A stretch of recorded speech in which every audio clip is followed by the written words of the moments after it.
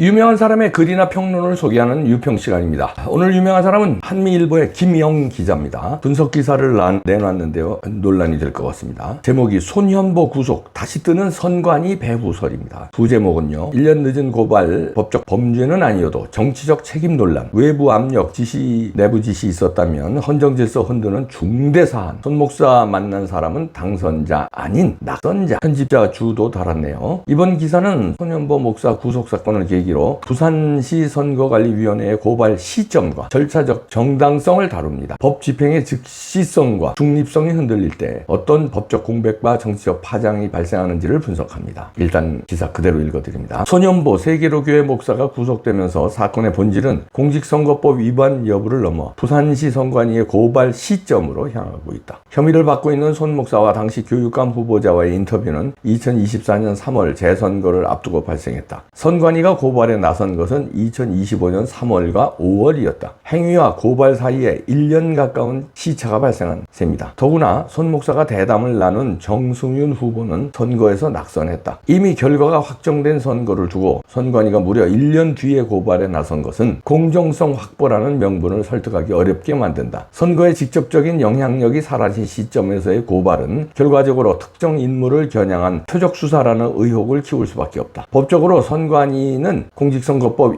제262조에 따라 위법 행위를 발견하면 빠른 시일 내에 수사기관에 고발해야 한다. 하지만 고발 시한에 대한 명확한 규정은 없다. 따라서 고발이 늦어졌다는 사실만으로 직무유기나 직권남용 같은 형사범죄가 성립하지는 않는다. 선관위가 사안 검토가 필요했다거나 외부 제보 이후에 인지했다는 설명만 내세워도 법적 책임은 피할 수 있다. 하지만 외부 압력이나 내부의 정치적 지시가 존재했다면 이야기는 달라진다. 이는 단순한 행정지연 문제가 아니라 헌법상 독립기관의 중립성을 무너뜨린 사건으로 성격이 바뀐다. 외부 권력자가 선관위에 부당한 지시를 내렸다면 직권남용죄가 될 수 있고, 선관위가 정치적 압력에 순응했다면 직무유기 혹은 중립 의무 위반으로 평가될 수 있다. 그 결과는 한 개인의 처벌 문제를 넘어 선거제도 자체에 대한 국민 신뢰 붕괴로 이어질 수 있다. 선관위의 고발 지연은 형사범죄로 처벌되기 어려운 영역에 머무르지만 정치적 헌법적 책임에서는 자유롭지 않다. 선거법은 신속성을 전제로 설계되어 있으며 불법 행위가 발생하면 곧바로 제재가 가해져야 공정성이 확보된다. 1년 뒤늦은 고발이 정치적 선택으로 보일 수밖에 없는 이유다. 더구나 공직선거법의 본령은 낙선자의 위법을 찾아내는 데 있지 않다. 제도의 핵심은 당선자의 위법을 통제해 공직의 정당성을 보장하는 것이다. 당선 무효와 선거 무효 제도, 당선자의 형사처벌 가중 규정이 그 증거다. 낙선자는 이미 공직자가 되지 못했으므로 위법이 있더라도 제도적 파급력은 제한적이다. 따라서 낙선자와 연계된 위법 행위만을 근거로, 그것도 선거가 끝난 지 1년이 지나서야 구속까지 이어진 이번 사건은 입법 취지와 현실적 필요성을 벗어난 과잉 법집행이라는 비판을 피할 수 없어 보인다. 손현보 목사 사건은 단순한 종교인의 구속을 넘어 선관위가 법집행의 타이밍과 중립성을 어떻게 관리해야 하는가라는 헌정적 과제를 드러낸다. 법적으로는 무죄일지라도 정치적으로는 유죄라는 이중평가가 내려질 수 있는 대목이다. 자, 이런 기사인데요. 크게 두 가지를 짚죠. 첫 번째는 1년이 지나서 선관위가 고발한 게 배후설이 있다. 다시 말해서 선관위를 괴롭히면 잡아놓는다. 선관위는 법원하고도 같은 조직이다. 이런 그런 배후설이고요.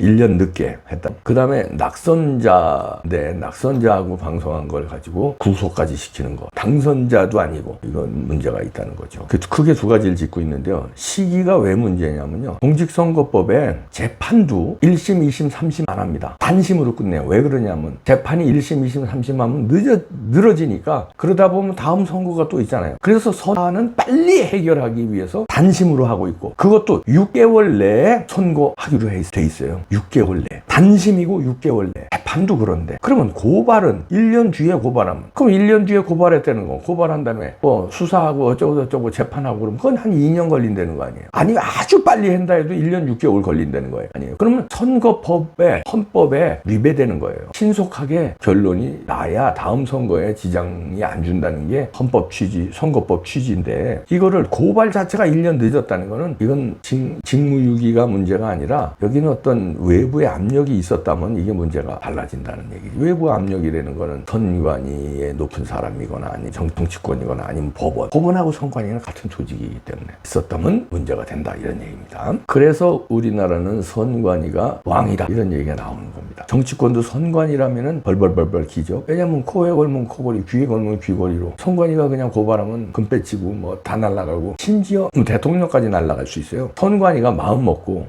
예를 들어서 이번에요. 선관위가 일치단결해가지고 뒤집자 이번에 부정선거 의심됩니다. 조사해야 되겠습니다. 그리고 서버 까면 이재명 당선 부여예요. 재선거예요. 당선 부여만 됩니까? 감옥 가야지. 그러면 선관위한테 벌벌벌벌 떨 수밖에 없어요. 대통령이 된 사람도 벌벌 떨 수밖에 없고 국회의원은 뭐 파리 목숨이에요. 선거법 위반 당선 무효입니다. 그러니까 금배지 날아가는 거예요. 그럼 보궐선거예요. 추가. 그래서 선관위는 절절절절 매요. 선관위한테는. 그러니까 부정선거는 아직까지 못 밝히는 거고요. 그렇게 많은 의혹이 있고 그렇게 많은 고발이 들어갔어도 서버를 못 가는 거예요. 왜? 선관위가 서버 안 되지. 서버 건들지 마세요. 그러면 검찰이고 경찰이고 법원이고 법원은 같은 조직이니까 뭐 그러고 네 알겠습니다. 국회의원들도 국민의힘 국회의원들도 서버 안 돼요. 그럼 네 알겠습니다. 입 벌리지 마세요. 입 벌리면 안 돼. 서버 이런 얘기. 네 알겠습니다. 충성. 선관위 충성. 이러는 거예요. 이거 주장하는 건 뭐예요? 정치권은 주장 못해요. 당선된 사람은 주장 못해요. 우리 같은 놈이 주장되는. 왜 우리 같은 놈은 주장할 수 있냐? 우린 선거에 나갈 일이 없으니까. 네? 국회의원이고 무슨 뭐 지자체고 선거에 나갈 그런 욕심이 없으니까 주장하는 거예요. 선거에 나갈 욕심이 있는 사람들은 주장 못해. 왜냐하면 선관위에 찍히면 당선돼도 당선 부여가 될 수 있고 당선되기 전에 각종 또 압박으로 안 되고 공천 자체도 안 될 수 있고 그러니까 아예 주장을 못합니다. 그래서 국민의힘도 뜨뜻미지근하게 하고 있는 거예요. 부정선거에 대해서. 윤석열 대통령이 인기가 있을 때 윤석열 대통령이 계엄했을 때 그 다음에 윤어게인이 뭐 한남동에 집결했을 때 윤석열 대통령이 계엄의 이유를 선관위 부정선거 때려잡기 위해서 거기에 투입했다 이렇게 나와서 그 지지율이 50% 넘을 때 인신이 몇 명이 나와서 광화문에 나와서 부정선거를 잡읍시다. 한남동에 가서 부정선거를 잡읍시다. 그렇게 몇 마디 해놓고선 그 다음에 윤석열 대통령이 힘이 빠지고 계엄이 내란이 됐고 구속되고 이러니까 야야야 입 쳐닫고 있는 거예요. 국민의힘 입 쳐닫는 거예요. 왜? 선관위에 찍히면 골로 가요. 군중심리에 그때 좀 인기가 있는 거 같으니까 몇 마디 했다가 아닌가벼 다 구속되네. 대통령도 구속되네. 입 쳐닫아. 심지어는 자기가 발언했던 내용이잖아요. 부정선거에 대해서. 그것도 막 지운다 그런 소리도 있고. 그게 뭐 페이스북이라든가 이런 데 인스타라든가 나갔잖아요. 자기가 뭐 쓰고 이래가지고 아닌가벼. 지운데요? 진짜. 그러니까 선거에 욕심 없는 사람들은 이게 주장하는 거예요. 국민도 선거에 여러분들도 욕심 없으니까 부정선거를 댓글에 달고 이러는 거예요. 선거에 욕심 있는 사람들은 그렇게 못합니다. 왜? 선관위가 무서워. 그래서 이번 손영 목사 구속 사건도요. 이게 단순히 예를 들어서 교회 탄압도 이게 엄청난 거죠. 교회 탄압 이건 미국과 맞짱 뜨자는 거예요. 트럼프 대통령이 그렇게 경고를 했는데 이게 경고하고 나서 얼마 후에 또 교회 탄압을 목사로 구속시킨다. 이러면 한판 뜨자는 거예요. 이제 그때는 그냥 그 앞이니까 아부한 거고 우린 그냥 우리 갈 길 간다 이런 얘기인데 그렇다면 트럼프 대통령이 내 말을 무시하네. 아이고 내 말 무시하면 관두지 뭐 이러고 말까요? 트럼프가 어떤 사람인데 아님 마라. 내 말이 안 통하나 봐 저쪽 나라는. 그러고 말까요? 아니면은 쉬는 봐라. 나 그렇게 얘기했는데 웃으면서 얘기하니까 못 알아듣는구나. 대갈통이 나쁜 거냐 아니면 나하고 한판 떠보자는 거냐 이렇게 둘 중에 하나로 해석하죠. 나하고 한판 뜨자는 거지 머리가 그렇게 나쁜 거 같진 않은데 사법고시도 붙고 그런 머리인데 가만히 있어봐. 사법고시 붙은 건 맞아? 이렇게 또 생각하지는 않겠죠. 그렇게 생각할 수도 있어. 하여튼 뭐 나쁜 건 아닌 것 같은데 임기응경 아주 둘러대는 거 보니까 얄팍한 머리는 있는 것 같은데 그럼 나하고 한판 뜨자는 거네. 알았어. 근데 떠줄게.